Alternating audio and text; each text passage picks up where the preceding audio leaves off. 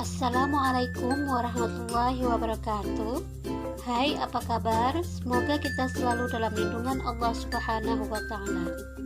Video kali ini membahas tentang pengolahan bahan pangan serealia, kacang-kacangan, dan umbi menjadi makanan dan minuman. Pada bab 4 prakarya SMP kelas 8 ini kita akan membahas tentang pengertian, jenis dan manfaat, teknik dan tahapan pengolahan bahan pangan serealia, kacang-kacangan dan umbi menjadi makanan dan minuman. Makanan pokok adalah makanan yang menjadi gizi dasar. Makanan ini biasanya tidak menyediakan keseluruhan nutrisi yang dibutuhkan tubuh, oleh karenanya diperlukan lauk pauk untuk mencukupkan kebutuhan nutrisi.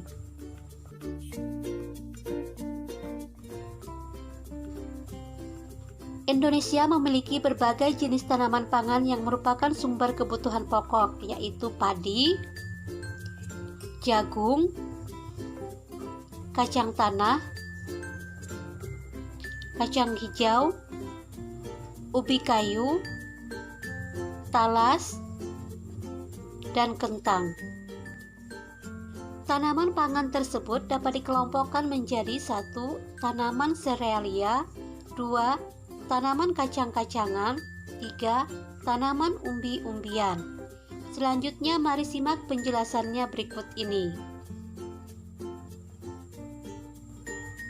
Serealia adalah jenis tumbuhan golongan tanaman padi-padian atau rumput-rumputan kelompok Gramineae yang dibudidayakan untuk menghasilkan bulir-bulir berisi biji-bijian sebagai sumber karbohidrat atau pati. Serealia adalah tanaman semusim, yaitu 1 kali tanam dan 1 kali panen. Cocok tumbuh baik di daerah beriklim sedang. Adapun kandungan gizi serealia yaitu kaya karbohidrat, cukup protein, rendah kandungan lemak, kaya serat, kaya vitamin E dan B kompleks, mengandung mineral besi, magnesium, dan seng. Selanjutnya kacang-kacangan, yaitu biji berukuran lebih besar dibandingkan serealia yang digunakan untuk bahan pangan manusia dan juga hewan ternak. Kandungan gizinya yaitu kaya protein, karbohidrat kompleks, folat, zat besi, vitamin, dan omega 3. Selanjutnya umbi. Umbi adalah organ tumbuhan yang mengalami perubahan ukuran dan bentuk atau pembengkakan sebagai akibat perubahan fungsinya. Umbi-umbian digunakan sebagai sumber bahan pangan pokok karena mempunyai kandungan karbohidrat dalam bentuk pati yang tinggi dan kandungan serat yang tinggi. Jenis dan manfaat serealia. Yang pertama, beras. Beras mengandung karbohidrat yang kaya akan zat gula atau glukosa. Macam-macam beras yaitu ada beras putih, beras merah, beras hitam, beras ketan, dan beras ketan hitam. B. Jagung. Mengandung karbohidrat dalam bentuk pati, umumnya berupa campuran amilosa dan amilopektin. Ada jenis jagung kuning dan ada juga jagung putih yang biasa dibudidayakan di Indonesia. Selanjutnya manfaat jagung yaitu sebagai sumber karbohidrat, sebagai pakan ternak, diambil minyaknya, dibuat tepung yaitu tepung maizena, dan bahan baku industri dari tepung biji dan tepung tongkolnya. Selanjutnya gandum. Gandum mempunyai kandungan karbohidrat cukup tinggi. Masyarakat Indonesia hanya menjadikan gandum sebagai bahan roti dan mie. Manfaat gandum yaitu membuat tubuh merasa kenyang lebih lama, menurunkan kadar kolesterol dalam tubuh jika dikonsumsi rutin, baik untuk menurunkan berat badan, sumber serat yang dibutuhkan tubuh, mengandung fitokimia bisa mengurangi resiko terkena kanker. Berikut gambar gandum. D. Sorghum, yaitu tanaman yang mirip jagung namun tumbuh lebih tinggi dan cocok ditanam di tempat yang kering maupun berair dan tahan terhadap hama daripada tanaman sejenisnya. Kandungan gizinya yaitu kaya karbohidrat, protein, kalsium, dan bisa dijadikan bioetanol. Manfaatnya yaitu daun sebagai sumber pakan ternak, tangkai daun dijadikan kerajinan, bunga bisa dijadikan hiasan bunga kering, batangnya sebagai bioetanol, batang juga dapat dijadikan kertas, dan batang muda dapat dibuat sirup karena rasanya manis. Biji mengandung kalsium, protein, karbohidrat, dan kaya serat, juga mengandung gluten rendah. Selanjutnya, jenis kacang-kacangan dan manfaatnya. A. Kacang tanah. Manfaatnya yaitu menjaga kadar gula darah, menjaga sirkulasi aliran darah otak, antioksidan, mencegah kanker jantung dan kolesterol tinggi.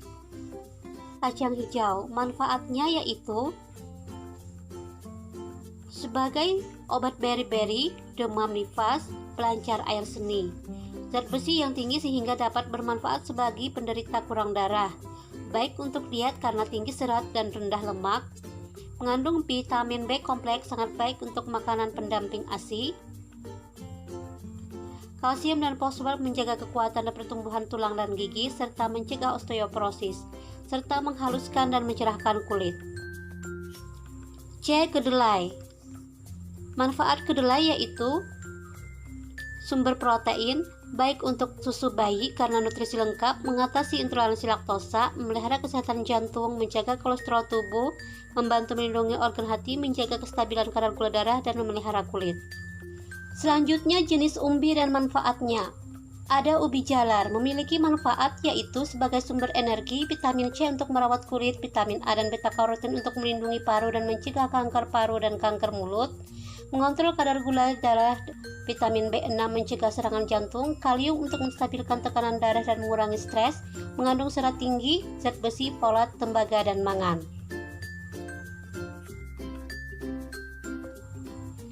Selanjutnya, singkong atau ubi kayu memiliki manfaat yaitu melancarkan pencernaan, obat luka bernanah dan terbakar, obat panas dalam, untuk diet karena rendah kalori. Selanjutnya, talas. Talas memiliki manfaat yaitu memperlancar kerja pencernaan, menjaga kolesterol, mencegah gangguan jantung dan tekanan darah tinggi, menjaga imunitas, menjaga kesehatan mata dan kulit, serta menjaga fertilitas. Akar rimpang cocok untuk obat encok, cairannya untuk obat bisul, getah daunnya untuk menghentikan luka. Selanjutnya, kentang. Manfaat kentang yaitu memelihara kesehatan sistem pencernaan, melawan penyakit jantung, gangguan saraf, tumor, dan dapat membantu mengurangi resiko kanker prostat, kanker rahim, memelihara kesehatan kulit wajah, mengurangi kadar kolesterol, baik untuk perkembangan otak dan menghilangkan stres pikiran.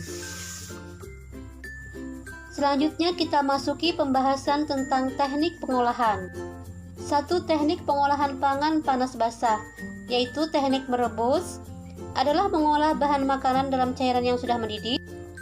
Teknik merebus menutup bahan pangan, yaitu memasak bahan makanan dalam bahan cair sebatas menutupi bahan makanan yang direbus dengan api kecil di bawah titik didih. Teknik merebus dengan sedikit cairan, yaitu merebus dengan sedikit cairan kira-kira setengah dari bahan yang akan direbus dalam panci tertutup dengan api yang dikecilkan secara perlahan-lahan. Selanjutnya, ada teknik menyetup atau menggulai, yaitu mengolah bahan makanan yang terlebih dahulu ditumis bumbunya dan direbus dengan cairan yang berbumbu dan cairan yang tidak terlalu banyak dengan api sedang. Teknik mengukus adalah memasak bahan makanan dengan uap air mendidih.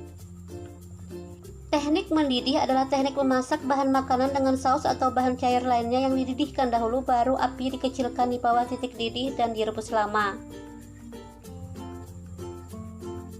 2. Teknik pengolahan pangan panas kering, yaitu mengolah makanan tanpa bantuan bahan dasar cair untuk mematangkannya. Ada teknik menggoreng dengan minyak banyak, teknik menggoreng dengan minyak sedikit, ada teknik memanggang atau baking, juga ada teknik membakar atau grilling, dan ada teknik menumis seperti pada gambar. Selanjutnya kita masuki tahapan pengolahan, yaitu perencanaan, identifikasi kebutuhan atau ide gagasan, pelaksanaan atau pembuatan meliputi persiapan bahan, alat, dan proses pembuatan, serta penyajian atau pengemasan dan evaluasi.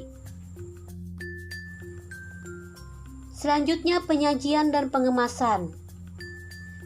Penyajian makanan merupakan suatu cara untuk menyuguhkan makanan kepada orang untuk disantap, yang telah disusun secara menarik berdasarkan komposisi warna, tekstur, bentuk, rasa, bau, dan alat atau kemasan sajian makanan.